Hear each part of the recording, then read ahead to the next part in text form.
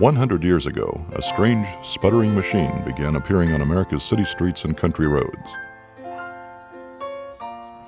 Not even the small group of inventors who created it could imagine it would become known as the machine that changed the world.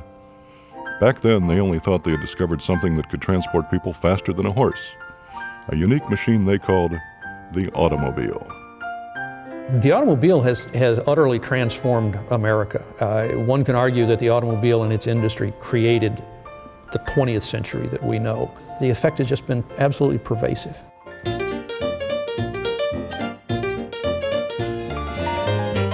America was quickly becoming an urbanized, industrialized nation. Still, the simple act of getting around hadn't changed much over the years. You still traveled by horse, or you walked, or you traveled by rail. Since the railroad was the great technological innovation that speeded things up. But of course, the railroad only ran on tracks, so you had to go where the railroad went.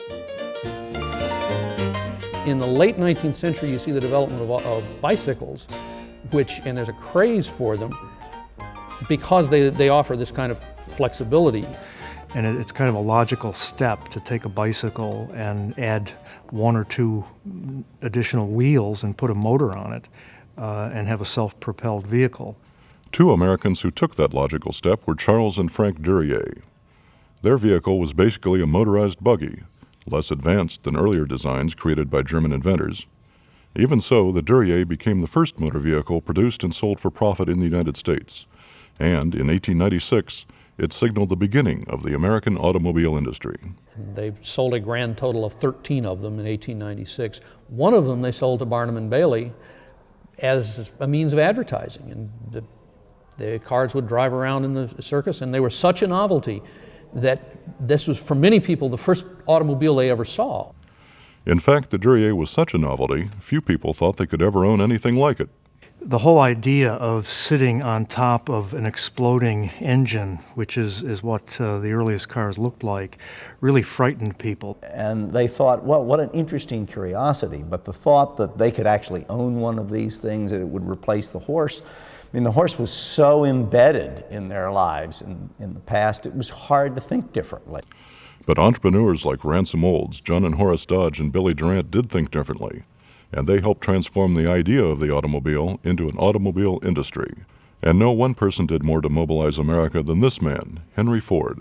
Well, he brought a new process into the world, which was the moving assembly line. I mean, that was the genius that made it possible to create a very large number of cars at a very low cost that could be sold to a lot of people.